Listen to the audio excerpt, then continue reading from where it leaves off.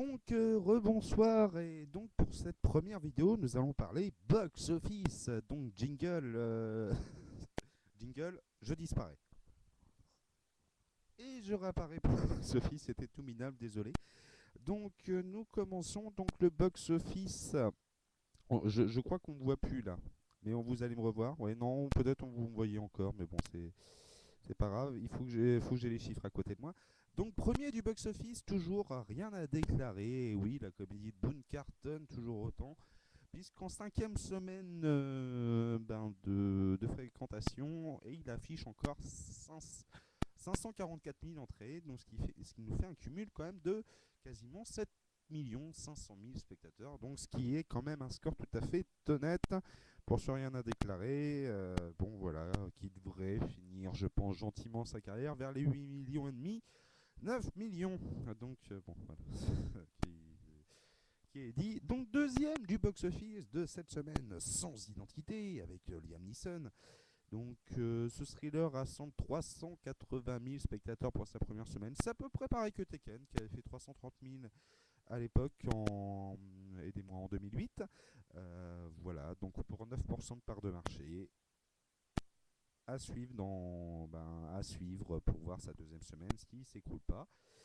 Troisième de ce box-office, encore dans la continuité de la cérémonie des Oscars, le discours d'Arwa qui chute, qui perd peu à peu ses entrées, qui a encore à moins de 10% de fréquentation par rapport à la semaine dernière, donc ce qui est assez énorme. Donc encore 340 000 entrées pour le discours d'Arwa, qui, je vous rappelle, a eu l'Oscar du meilleur film, donc ce qui nous fait un cumul de 2 139 000 d'entrées, voilà, pour un film qui était sorti quand même en même temps que le Boon. Voilà, donc quatrième de ce classement encore, effet Oscar, avec Black Swan, le chef-d'œuvre de Darren Aronofsky avec la magnifique Nathalie Portman, qui passe aussi le cumul des 2 millions d'entrées pour être à 2 139 000 entrées, avec 340 000 entrées. 324 000 entrées pardon, pour ce grand film, encore si vous ne l'avez pas vu. C'est à voir absolument encore. Nous avons par la suite cinquième, et c'est ma petite déception du jour, hein, c'est True Grid, qui perd 50% de ses entrées quand même en deuxième semaine, pour arriver à un cumul de 913 000 entrées. Allez le voir, c'est un pur chef-d'œuvre, c'est les Coen dans leur splendeur tout simplement.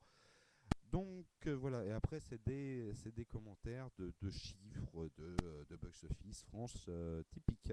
Nous avons en sixième donc la deuxième rentrée de la semaine, qui est Paul, le film un petit peu décevant de Greg de Motola, donc avec les compères Simon Pegg et Nick Frost.